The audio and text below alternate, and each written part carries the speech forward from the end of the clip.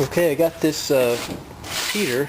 It was at a flea market, $4. It was a return. Somebody considered that it was no good, so they returned it to a marketer like Walmart, one of those stores. What I found wrong with it, it even smells new. What I found wrong with it, the fan motor is either assembled incorrectly or wired incorrectly, and it runs backwards. So it blows the heat out the back. It's drawing hot air over the motor, so I'm sure it would damage the fan motor over time. But I'm going to do a test on it. See there, it's on. It's air blowing out the back of it. I don't know if you can see that or not. The fan is not very efficient, turning the wrong way. The blade pitch is designed to turn the other way. So that's the defect. But this is a ceramic heater, or a PTC, positive thermal coefficient resistor heater. If that heating element gets hotter than it should, the resistance increases and it reduces the current draw to protect it from overheating. So I'm going to do some tests with it today. And I got $4 in it, so if I damage it, I haven't lost hardly anything. I'm going to see just how safe that heating system really is. And I'm going to stop the video and disassemble it so that I can do some tests on it. Heaters like this are really very safe. There's a lot of redundant safety stuff in it. The switch, it has to be upright before it'll turn on. If it falls over and blocks the air, it's going to turn off. This is a one-shot thermal fuse. If it overheats badly enough, that thermal fuse will open and permanently disable the heater. And then they encourage the average consumer to throw it away if that happens, but you can buy and replace this thermal fuse. And then it's got a thermostat here on the side that'll reset automatically if it gets a little bit too hot. And then, like I say, the PTC resistor. Up here is your little thermostat for setting the temperature. You got the current comes in here, flows to that gray slot in there is the actual resistor elements that get hot. The aluminum heatsink just allows it to transfer heat to the air. And the motor, which is turning the wrong way, is underneath that, so I'm going to take it apart further and try to remedy the motor, and then I'll do some testing on it. Okay, I have the motor out and apart, and the focus is going to be kind of funny because of how it zoomed in so close. But if you look at that slot right there, that is the shading coil of the shaded pole motor.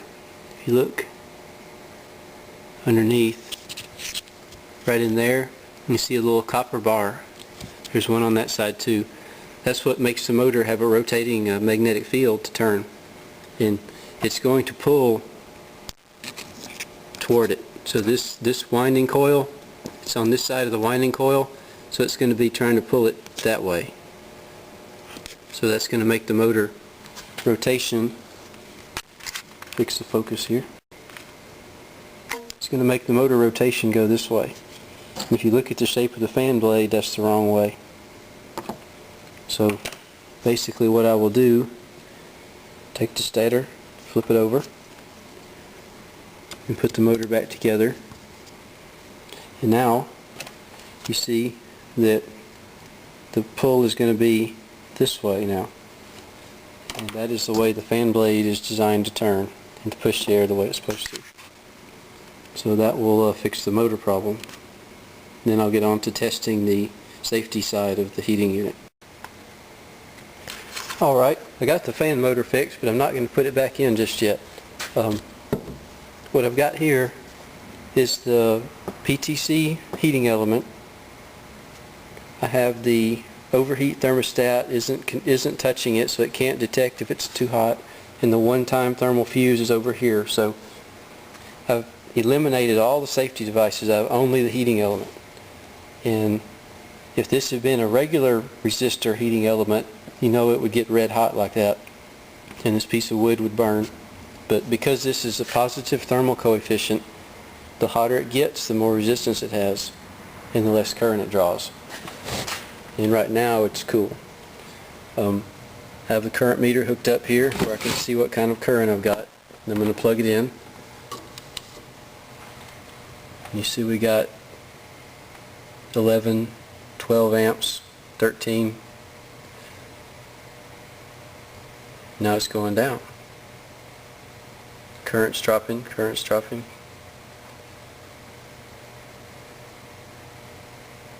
Now we're down to 4. And I can't touch it because it's electrically live, but it's very warm. I feel the heat off of it. Now we're down to 2.6 amps.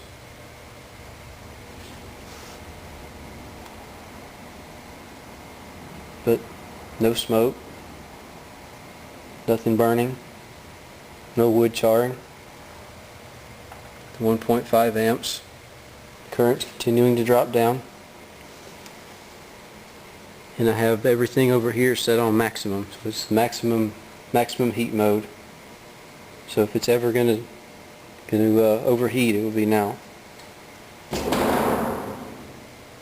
1.1 amps. Now I'm going to set this down here. I'm going to really do something that you would never ever do under normal circumstances. I'm going to take paper towels off that roll. I'm going to put paper towels on it. 1 point. You see the current's dropping even further because the little bit of air, convection of air that was happening from the heat isn't happening. So now our heating element's only using 0.9 amps. Went from about 15 when it was cold, and now we're using 0.8. We're using right about 100 watts or less.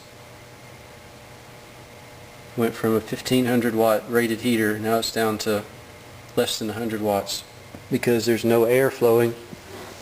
Positive thermal coefficient heating element doesn't have any air, and I've covered it in towels to insulate it, and the resistance has gone up so much that it's reducing the current and reducing the power, and it's not producing much heat.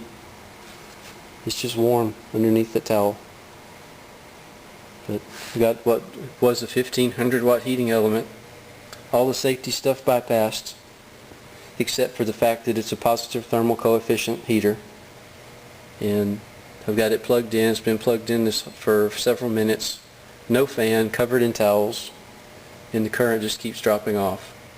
Nothing overheating. Now I'm going to take the towels away. This got a little warm, but nowhere near catching fire. You see the current's going up because there's some airflow and it's cooling off. I'm going to blow on it, cool it off, and see if it'll draw more current.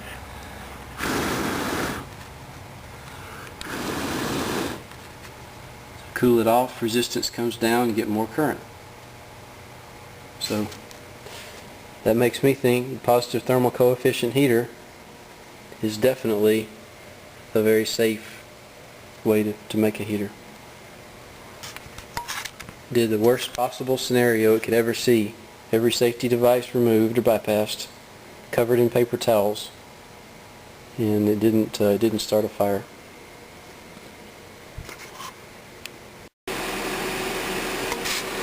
Well, got it all back together.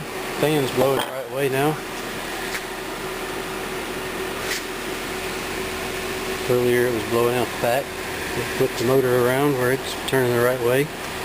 Got everything back together. And one interesting thing about this,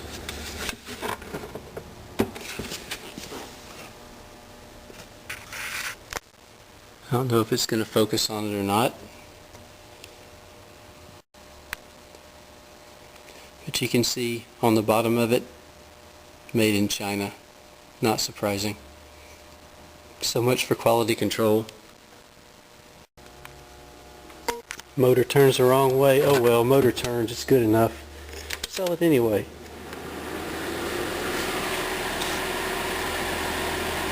There you have it.